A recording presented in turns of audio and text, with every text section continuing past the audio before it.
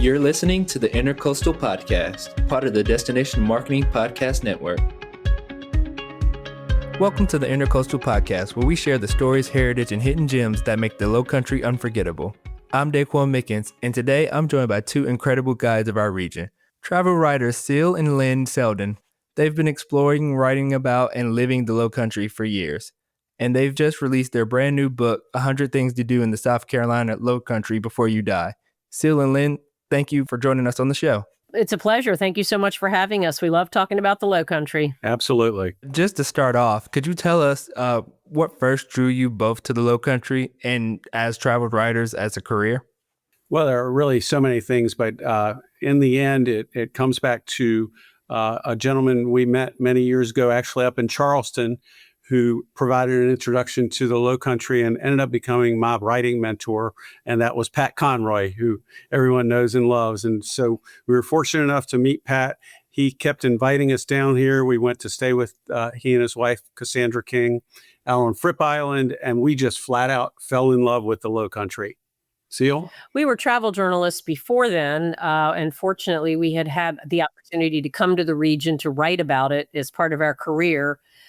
So we kind of got introduced to the Lowcountry waterways, the smell of the pluff mud, the humidity, and all the things that the Lowcountry is known for prior to meeting Pat.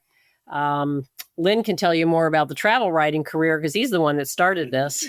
Sure. As far as travel writing, we've basically covered the globe. I've been doing it for 40 years since I got out of the Army. When I wrote for Stars and Stripes, the newspaper, and just fell in love with travel. The Army introduced me to a lot of countries and traveled a lot, and basically could live and work anywhere we wanted. But we fell in love with South Carolina and the Lowcountry, and we've been here for many years. Yeah, and just me wondering, where are you guys originally from? We are both Virginians by birth and proud of it. I was born in Richmond, raised in the Tidewater area of Virginia, and Lynn is from Winchester up in the Northern Virginia area. Once we started working together in the early 2000s in the travel writing career that Lynn started, and we realized we could live anywhere we wanted, we moved to Oak Island, North Carolina, because we wanted to live at a beach. And we loved it. But then we didn't want to live at a beach anymore because that comes with its own challenges. But we love the coast, and we kept coming back to Beaufort and the Lowcountry and the Sea Islands. And so this was the perfect place, and we've found our home. It took us a while to get here, but now we're here for good. Yeah. And it's a really cool story just to kind of hear from somebody who's traveled the entire world, could have settled down anywhere, and you chose Beaufort. And, I kind of credit that to Pat Conroy and his storytelling and his picture-esque words of how Beaufort looks and the scenery that he paints in his books. So you're exactly right. I know you guys know. It's unbelievable how many people say, that Pat Conroy's books and his words brought them here for the first time, and then they ended up staying. Just his description of opening an oyster and tasting an oyster for the first time, it's like, I got to go where they get those oysters. Yes, I agree. And you guys do the exact same storytelling and writing of the Lowcountry in your books, and kind of telling people who might have never heard or, been to the Lowcountry why they should experience the Lowcountry. Right. This was definitely a love letter to the Lowcountry, and it comes on the heels of, for the same publisher, doing a book about Charleston and a book about Savannah. Mm-hmm. And the publisher came to us and said, hey, these books have done so well. What's that area in between there called the Lowcountry? Can we do a book about that? And we're like, heck yes, that's our book. Yes, that is perfect, especially in the place that you call home now. Right. But you've written about destinations all over the world. How does the Lowcountry compare to those other places you've covered? That's a tough question. All the places that we've traveled to have their own beauty and significance as a standalone. For us, the Lowcountry is kind of a beautiful combination of all the things that we love about destinations. Here in the Lowcountry, we love the outdoors. So this area with all of the water, the temperate weather, all of the outdoor opportunities lend itself so well to our lifestyle. We kind of like small town living. We're not as big of fans as the big cities, but yet we can get to Charleston and Savannah real easily. We love the southern hospitality of the residents of the Lowcountry. You really don't get that everywhere. And even coming from Richmond, Virginia, which is certainly considered the South, it's completely different down here. We were just up in Richmond this past weekend, and we kept commenting to each other. It's like, man, they're friendlier down in the Lowcountry. And I think for me, to echo Cele, it's really the combination of the people and the places. And that's really what we wrote about in this book. We love the people and the places, obviously, with the food and the history for sure. In fact, our book launch on October 1st is actually at the Arsenal in Beaufort. So a lot of history there. The Beaufort History Museum is there. So it's for us, you hate to use the words perfect storm in hurricane country. But for us, this area is the perfect storm of destinations. Yeah, I kind of agree with you guys. I'm from upstate South Carolina, Spartanburg, to be specific. And even coming to Beaufort in the same state, I could still feel the more friendly, more vibrant, more welcoming feel that's kind of what me and my wife first recognized. We're like, oh, wow, people are actually really friendly down here, just walking into the store. Right. And so it's interesting because a lot of people talk about the Lowcountry being a character in Pat Conroy's novels. We kind of feel like it's a character, or the sense of place here is larger than any other place we've ever experienced. You go to a Richmond, and I don't mean to harp on Richmond. We loved living in Richmond, but the Lowcountry, it's sort of like an onomatopoeia. It is exactly how it sounds. It's low, it's country. It's hard to explain to outsiders, but I think it sounds like you and your wife have, same thing. You recognize and by the way, we love the upcountry in Spartanburg.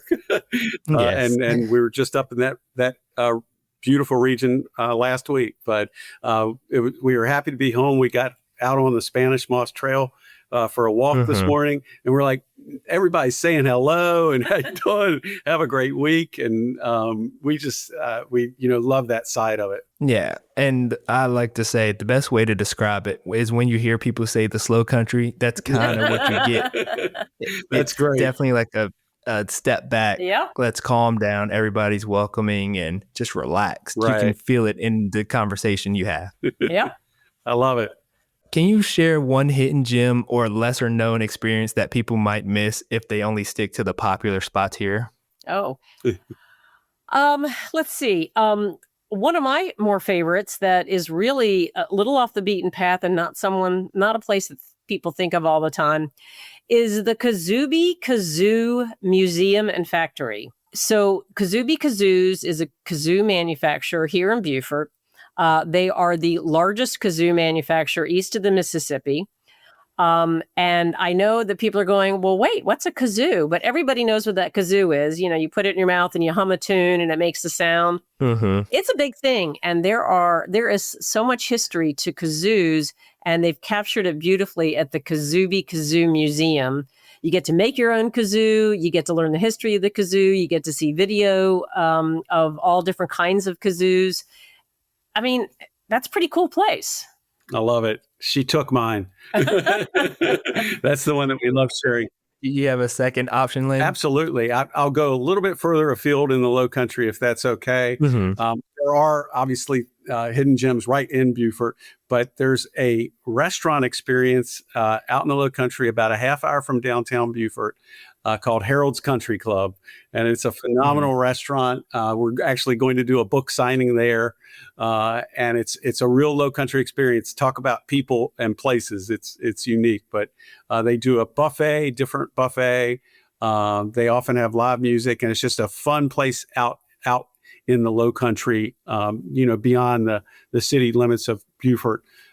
It's in the opposite direction of the Sea Islands, and I can tell you so many places that we feel with the Sea Islands are hidden. We're amazed how we talk to even locals, or they've brought visitors and they don't head out to, say, Hunting Island, the state park there. It's one of the state park systems gems. It's just a little bit far out there. And we love getting up, early in the morning. We have a state park pass and heading out there and stopping in a place called Beato's for breakfast and other places, stopping for a shrimp burger at Shrimp Shack or seafood at Gay Seafood, all kinds of places. Not necessarily hidden to all locals, but sometimes we forget about those hidden gems that we haven't been to in a couple of years, and it takes visitors to get us back. I agree.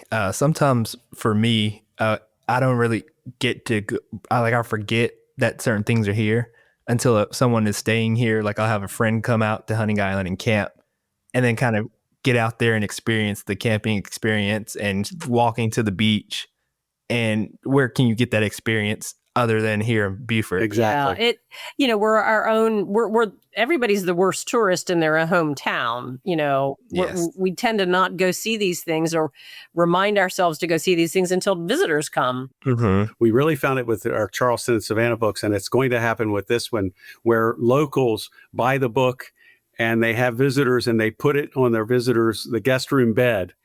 And then the visitors say, "Hey, what about this place?" And then they both end up going. So it's great for visitors and locals alike. Okay, I have one more. Do I have time for one more? Yes, I always have time for one more. And so this one's right in the middle of Beaufort, Port Royal, but it's so often overlooked because it's a little hidden, truly a hidden gem. Mm-hmm. Cypress Wetlands. Yes. It's in downtown Port Royal. It is a natural birding rookery that was Redone. Was basically redone and revitalized. And now during mating season, pretty much from about November till about April, it is filled with thousands, probably tens of thousands of egrets, herons, wood storks, alligators, turtles. And there's a boardwalk that goes right through the middle of it that the city of Port Royal or the Beaufort County built. It is spectacular. And if you go in February, March, April, when all the chicks are hatching, it is one of the noisiest, most magical places you've ever been. It's a lot of, it's really great to go near sunset.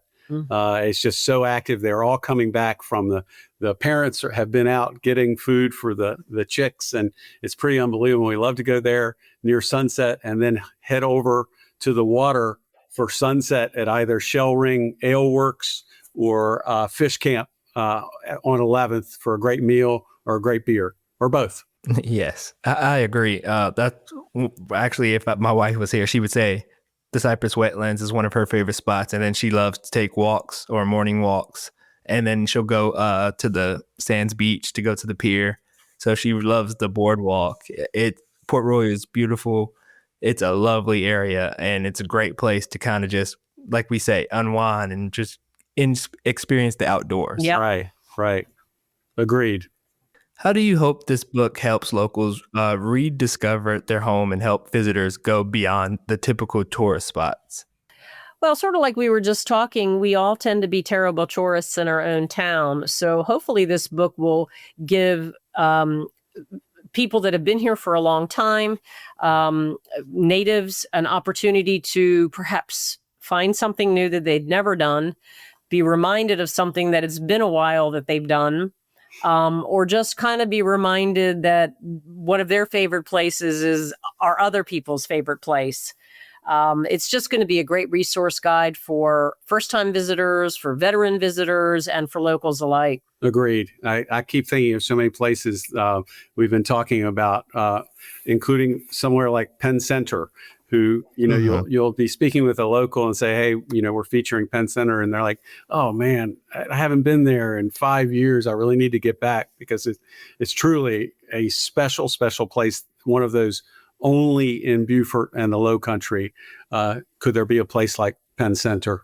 Yes, and that kind of incorporates the history that is here in this area. My favorite thing about your book is that I'm able to have everything that I've done and haven't done in one location. So then I can go down the list and be like, well, I've done this. Let me do this again just to check off the box and then just go down 1 through 100 and kind of get everything done. Whether It'd be it's kind of fun to be able to do all 100. Yes, that's the goal, is to do all 100. And then one question about the book as well. The Lowcountry is known for the food culture and the different types of food here in the area. What are a few of your favorite food experiences and dishes from the book? Wow. So there's a food and drink section, and that's the first section. We could have done 100 entries just for the food and drink section. That was the hardest one for us to whittle down. I think we ended up with either 20 or 25, and that's typical for the book series. There are so many examples. I think we lead the book with Lowcountry Produce because they have 3 locations. It is basically a taste of the Lowcountry. Their menu exudes Lowcountry flavors. And so we led with that, but then there are so many others that we think some locals and even veteran visitors won't really have known about quite yet. Harold's would be possibly one. Well, and I'll expand on that a minute. So if somebody comes to town and they really want a taste of the Lowcountry, they want a taste of what they think of as real Lowcountry Southern food, Lowcountry Produce is just perfect. Their specialties are things like shrimp and grits and tomato pie and things that just pimento cheese, things that you think of for Southern cuisine. If you come to the South and you want something like, say, fried chicken, you can't beat the fried chicken on Thursday night potluck at Harold's Country Club or the fried chicken at Maryland Fried Chicken right up there on Rebo, which you look at the place and you're like, I don't know about that, but trust me, some of the best fried chicken I've ever had. Yes. Yep. They could call it Lowcountry Fried Chicken. If you're looking for something a little more elevated or creative, our friends up at Black Sheep Sabbatical is a really unique joint. It's a lunch spot and wine bar. They have really creative sandwiches and salads. It's a very small menu. It changes every day on the whim of the chef. It's also a great spot to go at 4 or 5 o'clock, get a glass of wine and a little snack to tide you over for dinner. Cool vibe, a nice little wine shop. It's really a fun little spot that I like a bunch. And he loves using local produce and products, seafood, whenever possible. Most of the restaurants in the Beaufort area and out in the Sea Islands do. You find a lot of local seafood. One sort of trifecta of restaurants that we love, and we go to all 3 as often as we can. The same owner of Saltus, which you know and love. And, Yes. They also own Hearth. For great pizza and again using local ingredients whenever possible, and then the classic Lowcountry fare at Plum. So there are 3 restaurants right on Bay Street that are owned by the same great people, and so that's a good one. We always recommend to people depending on what they want. Yes, I agree. And then there's the seafood joints in town, not only in Beaufort. I mean, Fish Camp on 11th Street is great for sunsets and seafood. But even further afield in Hilton Head, can't beat some of the seafood on the docks in Hilton Head and Bluffton. We're surrounded by water, so it's hard not to go for the seafood. Absolutely. Yeah. Cele mentioned the seafood. There's a place just across the bridge from downtown, Locals Raw Bar, that he features local seafood left and right and produce. So you can tell we're passionate about Beaufort's and the Sea Islands dining scene for sure. I was going to say, I'm looking forward to hearing getting a book of just food in places to eat here in Beaufort or here in the Lowcountry. Right. That would be a great book that I think a lot of people would love. Right. So you guys mentioned, one of your favorite parts about being in Beaufort and being in this area is the outdoor activities. What are some must-do outdoor adventures for first-time visitors? I think getting out on the Spanish Moss Trail, which runs 10, 12 miles, and they're just about to expand it, I think, to 14 miles. It's an old railbed trail, so it's nice and flat. It goes through marshlands, through residential areas. It's beautifully forested and just a great place to go for a hike or a run or a bike. And, 30 minutes away is Hunting Island and the beach on the ocean. Hard to beat that one. Yes. Absolutely. It's certainly a gem in the state park system for sure. And if you keep going, you hit Fripp Island. It's it's a gated community, but it's a great place to rent a house or rent a condo. We have a standalone entry on what's special about Fripp Island. Mm-hmm. Our friend Pat Conroy once lived there for I think about 10 years, and so we got to know it quite well. And it's a great place to go for a weekend or a week, and they make it very easy. People think it's some private island, but you can most definitely visit there for sure. One of the things we love in the entire area, and you can go with several outfitters, is the paddling here. We're both kayakers, and is so much paddling. We just love it. We live near Battery Creek, just near downtown Beaufort. Mm-hmm. And so we highly recommend going with an outfitter or renting kayaks and getting out on the water, whether it's down on Hunting Island or right here on the Beaufort River off of downtown Beaufort. Yes, those are all great options. I'll also suggest, kind of getting out and seeing some of the history here, whether it's the old Sheldon Church ruins or going out to Fort Fremont, things like that. You don't usually get to see in other locations that also have water and relaxing and leisure opportunities as well. Absolutely. So you get sort of the great outdoors, but also some great history mixed in there. You mentioned some really good ones. Yes. And then how do you guys balance covering the fun, tourist-friendly activities with highlighting the deep cultural, historical roots of the region, kind of like what we mentioned in the last two locations? Well, I'm so glad you mentioned that, because one of the things that I was just thinking of was the Reconstruction Era National Historic Park, which is a national historic park that Obama kind of brought into being in 2017. It's an unusual park because it really has four destinations. They have a visitor center downtown, and they do amazing ranger-led tours out of the visitor center. And you get to learn about the history and the Reconstruction era sites of downtown Beaufort. Then they have a location in Port Royal called Camp Saxton, and it's where the first Negro military groups were formed. We're talking thousands of African Americans who first formed the first military during the Civil War and into Reconstruction. And then there's a whole other section out at Penn Center, which you learn about the Gullah heritage and how Penn Center became the first school for freed enslaved people in 1862, and how that whole history came about. At the same time, you're outside for all of these. You learn about the history from the Civil War through Reconstruction in a very unusual national park setting. It's one of my favorites. Can you tell that Cele wrote that entry? Yeah, that's amazing that have that much information and can give that information better than I can. It's super cool. So that's a lot. Yeah, it's so much history here that you kind of don't recognize until you get here. Yep. Right. I do a real shout out on that too. We mentioned the Arsenal, but the Beaufort History Museum is right there. And so is one of the best visitor centers that we've been to in the country.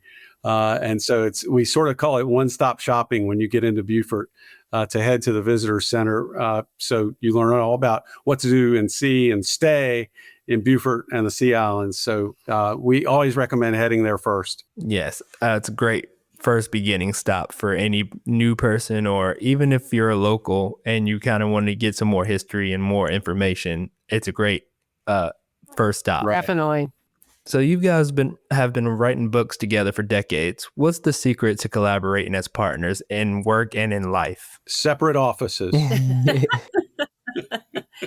Lynn has a motto that's my favorite. It's happy wife, happy life. So that's how we tend to roll. Yeah, we basically have learned the best method of writing for us and editing is that one person takes the lead and the other person edits, and whoever is more passionate about that article, or in the case of this book, 100 Things to Do in the Lowcountry, we basically split it 50-50, and we took what we were most passionate about, and then the other person edited it, and we kept it in the same style so that someone reading the book can't really tell which of us wrote it. And we work very hard at doing that. Yeah. And do you guys feel like since you guys live here, it was easier to split the 50-50 load of the book? Yeah, I think it was. First of all, it was easier to write this book than the Charleston and Savannah books because we do live here. Mm-hmm. We had spent a lot of time over the years in Charleston and in Savannah writing about them for their magazine and newspaper articles that we write. But being able to be on the ground in the Lowcountry really made this truly a love letter and so much easier to write. As far as splitting them up, I have my passions. If you go through it, I probably wrote more of the shopping and fashion than Lynn did. It's probably a little bit more in my wheelhouse, and he probably did some more of the food than I did because that's his wheelhouse.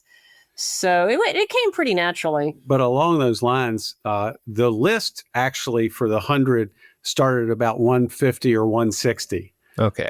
And that's when it became where we would sort of debate with each other on which ones made it in and made the mix for the book. But we really wanted to get it so that we were each a little bit more passionate about our 50, and then we divvied it up. But yeah, you could have easily, this could be 200 things to do. Yeah. Well, and then final question. If someone was visiting our area from whether it was California or New York or even another country, what's the best advice for someone planning their first trip to the Lowcountry or a local planning a weekend staycation? Well, I mentioned, heading to the visitor center for sure. But before they even get here and they're planning it, I would go to your great website. It's sort of, again, one-stop shopping where you can find everything you need. And if not, reach out to y'all and make it happen. So I think it's a fantastic resource. Now there's another resource for planning as well, but I think you start with your website and your visitor center and go from there. There's also an organization in town called Beaufort Tours, and they offer a variety of tours that kind of give you a little bit of a taste of things. So they have a Pat Conroy literary tour. They have a movie scenes tour. There have been a bunch of movies that have filmed here over the years, from Forrest Gump to The Big Chill, and you can go see some of those sites. They have a Civil War tour. They have a Gullah Heritage tour.